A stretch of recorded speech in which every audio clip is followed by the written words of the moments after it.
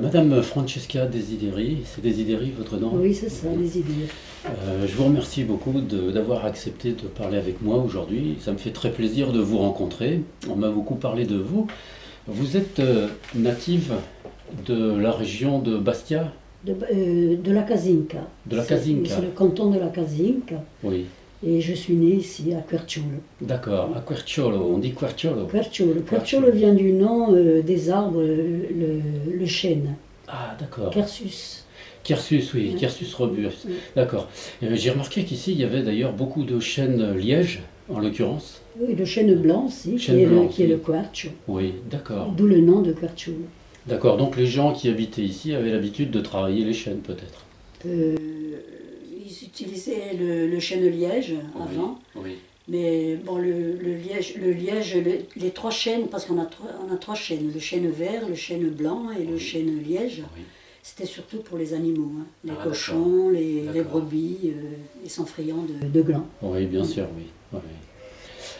Je suis venu vous voir aujourd'hui parce que je sais que vous êtes en train de rédiger un ouvrage qui sortira, vous m'avez dit, vers le mois de septembre-octobre? Ben, on verra, peut-être octobre, oui. Peut-être octobre, oui. J'espère quand même. Un ouvrage particulièrement intéressant, en tout cas je trouve pour ma part qu'il est vraiment, vraiment formidable. Un ouvrage sur l'utilisation des plantes sauvages dans l'alimentation d'une part, mais aussi sur le plan thérapeutique, médicinal en quelque sorte. Et vous retracez dans cet ouvrage en même temps une partie de la vie que vous avez menée dans le pays. Oui, voilà, parce que j'ai voulu, moi, c'est surtout, j'ai écrit ce livre surtout pour transmettre. Oui. Hein, parce que l'usage des plantes, maintenant, ça se perd de plus en plus.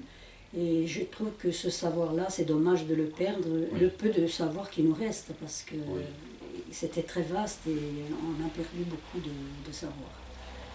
Donc j'ai voulu écrire ce livre dans ce sens-là.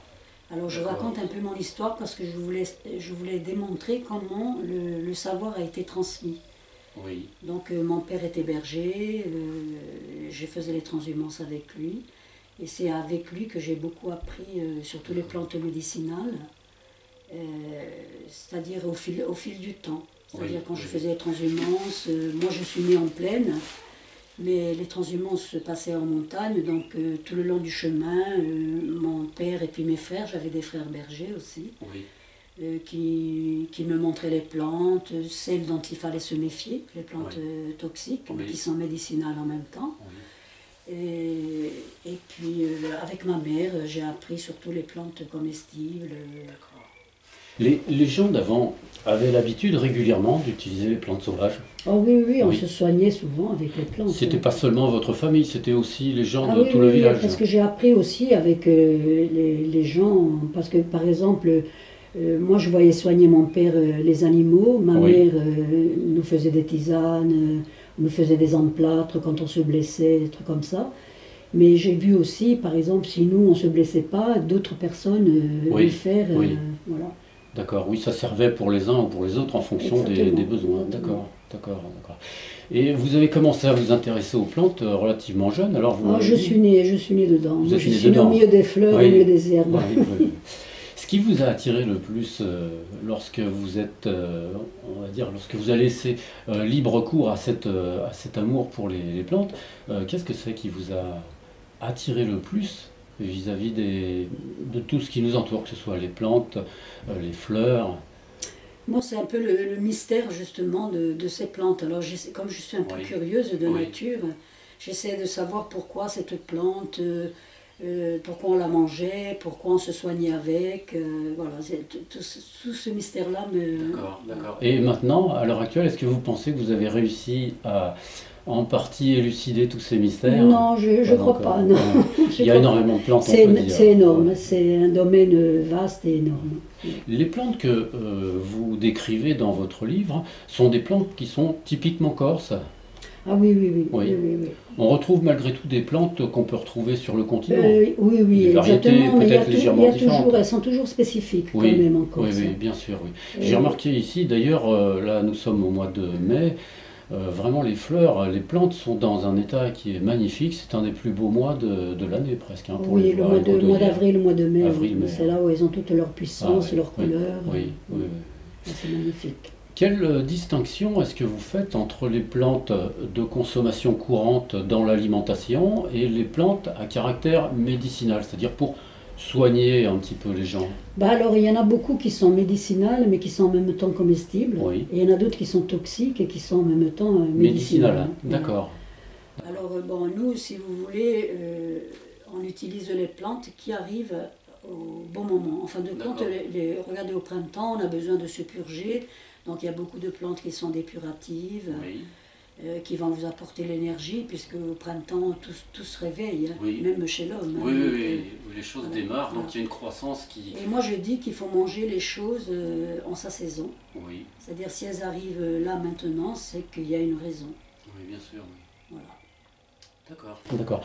Parmi les gens de votre village ou de votre famille, est-ce que vous avez eu connaissance de personnes qui avaient des difficultés éventuellement avec les plantes sauvages? Parce qu'à l'heure actuelle, je crois, ce qui fait peut-être le plus peur aux gens, c'est le fait qu'on parle beaucoup de plantes toxiques, attention de ne pas se tromper, etc. Est-ce que vous avez connu beaucoup de cas de personnes qui, par le passé, auraient été surprises ou intoxiquées? Non, moi, j'ai pas connu parce Non. que la première des choses qu'on nous apprend lorsqu'on est enfant, Oui, c'est justement de reconnaître les plantes toxiques.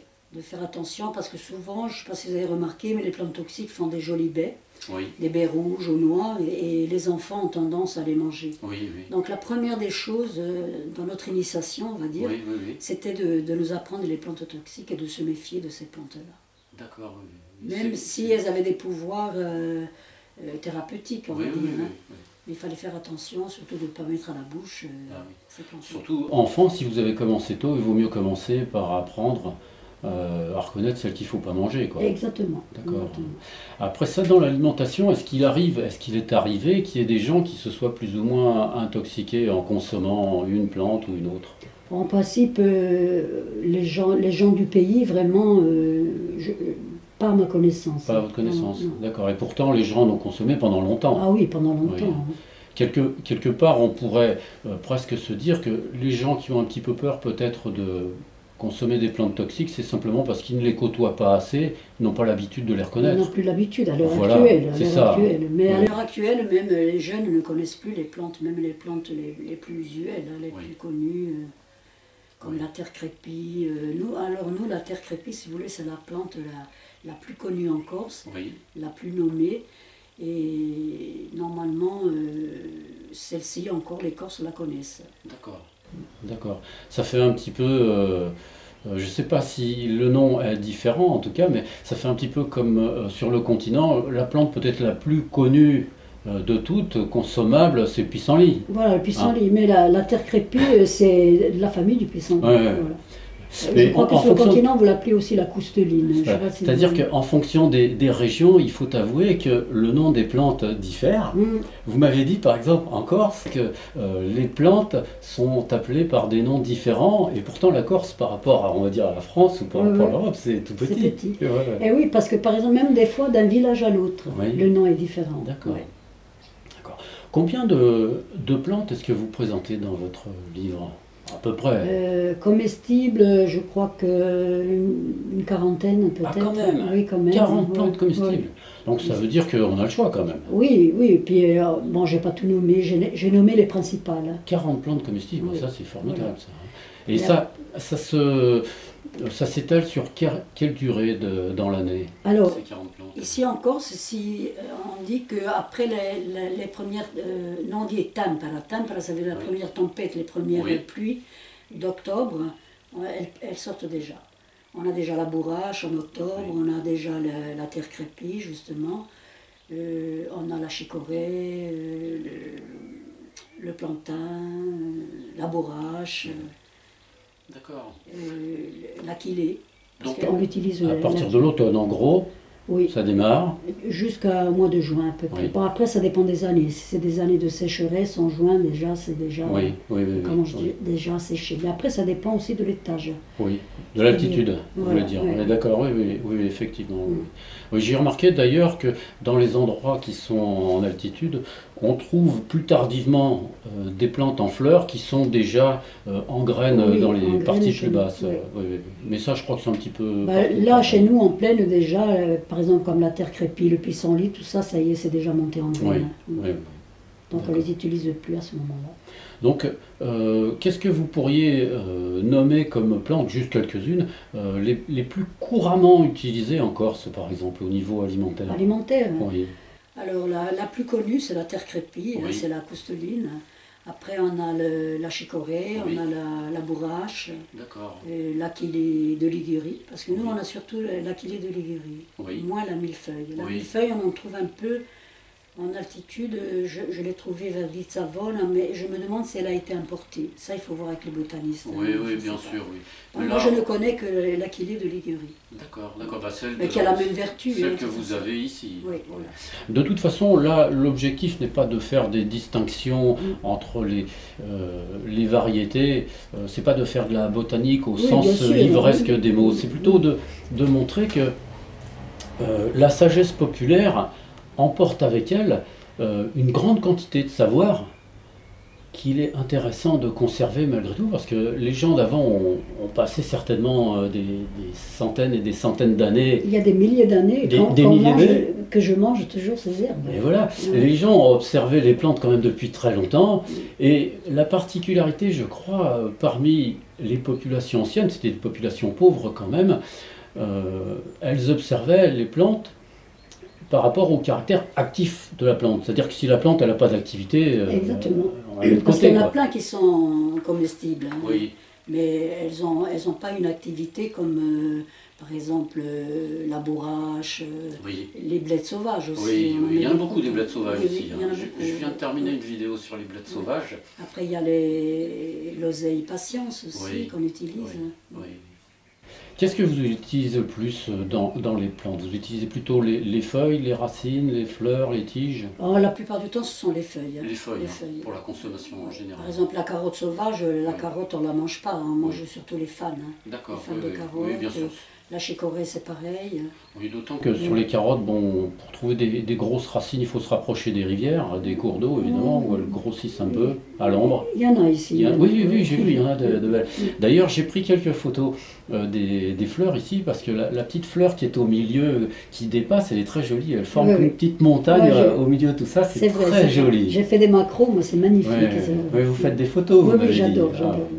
Il faut avouer que quand on va un petit peu dans la colline, quand on va un petit peu à droite à gauche ici, on est submergé par toutes ces plantes, toutes ces fleurs. Ah oui, c'est des merveilles. La c'est Corse, elle est merveilleux. vraiment généreuse Ah oui. en plantes. Ouais. D'ailleurs, je crois qu'il faut inviter le plus possible de personnes à venir en Corse. Au printemps. Au printemps, oui, c'est pas trop cher. Puis il n'y a pas trop de gens encore avant l'été. Voilà, exactement. Ah, c'est On agréable. peut profiter déjà de la nature. Hein. Oui, bien sûr. Combien de plats, en gros, est-ce que vous proposez dans votre livre possible de faire avec les plantes sauvages? C'est-à-dire, moi, c'est pas un livre de cuisine, mais Oui. justement,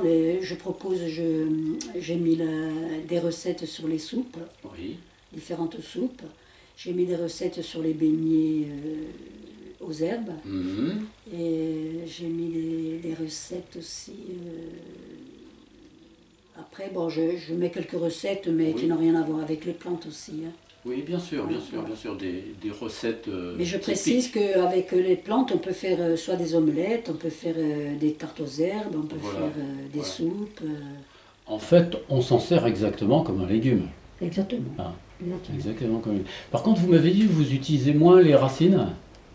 Oui. Oui, Bah, les racines, souvent, je les utilise en médicinal. on va dire. d'accord. C'est plutôt les racines que vous utilisez sur le plan médicinal? D'accord. Ça dépend des plantes. Ça dépend des plantes. Parce que Ouais. certaines, on utilise les fleurs, d'autres, la plante entière. Oui. Et combien de temps est-ce que vous pensez il faut à quelqu'un pour s'habituer à reconnaître, je ne vais pas Alors, dire toutes les plantes sauvages comestibles, toutes mais une petite partie déjà, pour commencer à manger. souvent, il y a des gens qui viennent me voir, je dis déjà d'enregistrer au moins 5 plantes. Oui, Voilà. Je dis, si vous n'avez pas enregistré les 5 plantes, c'est pas la peine de venir me voir, hein. oui, Voilà. oui, C'est pas oui. la- Oui, oui. Mais d'ailleurs, j'ai tendance à faire pareil. Mm. Je ne fais pas une grande liste, mais il vaut mieux en connaître peu, mais savoir vraiment la Voilà. reconnaître. Alors, Et ensuite aller plus loin. tout est un système d'observation. Oui. Voilà, il faut bien les observer parce que souvent, quand vous montrez le pissenlit, la chicorée qui se ressemblent, tout ça, vous dire oh oui, mais alors c'est difficile. Ben, j'ai dit il faut bien observer. Et puis la plante, il faut la suivre du début jusqu'à la fin. Parce qu'après, par exemple, vous allez comparer la chicorée avec le pissenlit qui se ressemblent un peu hein, au départ. Après, ils n'ont pas la même floraison. La chicorée va faire une fleur bleue, le pissenlit une fleur jaune. Donc c'est pour ça qu'il faut les suivre, les plantes. Oui, oui. Et c'est comme ça qu'on va apprendre au fil du temps, hein. Oui, bien sûr. De toute façon, l'amour des plantes, c'est quelque chose qui est permanent. Et on accumule toujours un petit peu plus d'expérience à les observer. Entre le début de leur croissance, la pleine floraison, ensuite La la graine dégénérescence de la aussi, plante, etc. ouais. Tout ça, c'est intéressant.